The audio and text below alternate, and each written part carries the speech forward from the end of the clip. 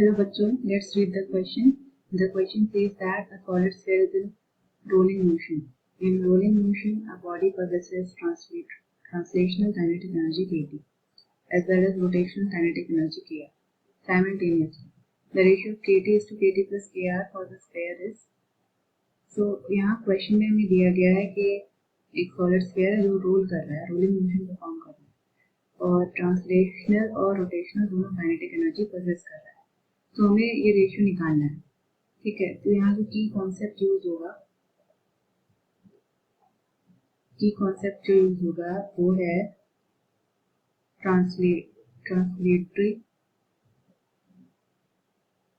Plus rotatory motion.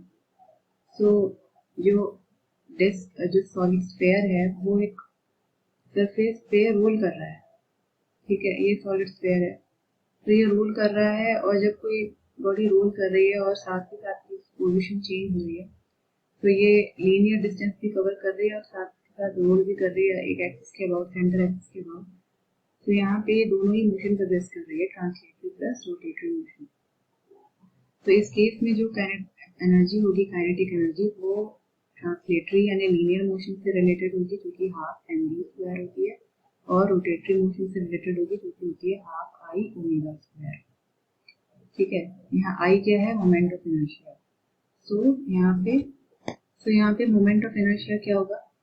In general moment of inertia किसी भी particular body का जो एक एक्सिस के अबाउट रोटेट कर रही है, ये बताता है कि कोई बॉडी अगर किसी एक्सिस के अबाउट रोटेट करती है तो एक ऑपोजिशन फील करती है रोटेशन के दौरान, इसे हम मोमेंट ऑफ इनर्शिया कहते हैं, ठीक है।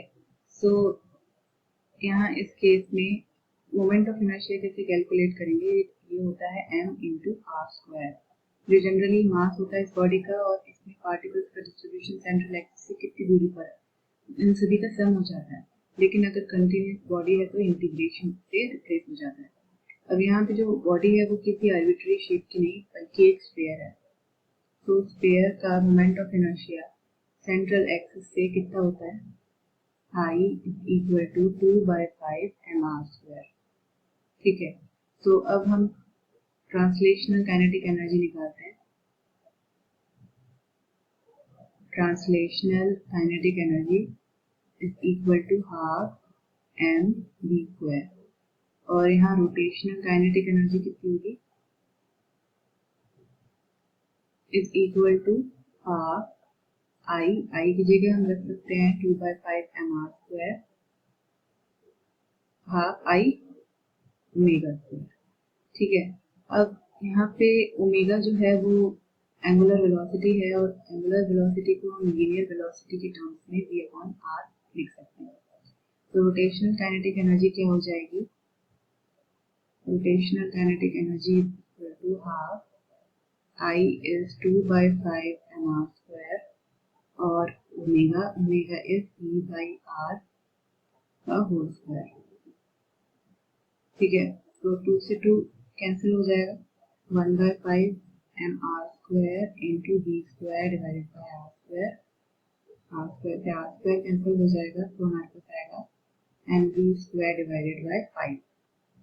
सो जो सम होगा ट्रांसलेशनल काइनेटिक एनर्जी का और रोटेशनल काइनेटिक एनर्जी का, वो क्या होगा? Half mv² plus mv² by 5, so 10, 5 mv² plus 2 mv², तो ये जो सम होगा उसकी वैल्यू होगी 7 mv² डिवाइडेड बाय 10, ठीक है। क्वेश्चन में हमसे क्या पूछा गया है? रेशियो पूछा गया है kT versus kT plus Kr का।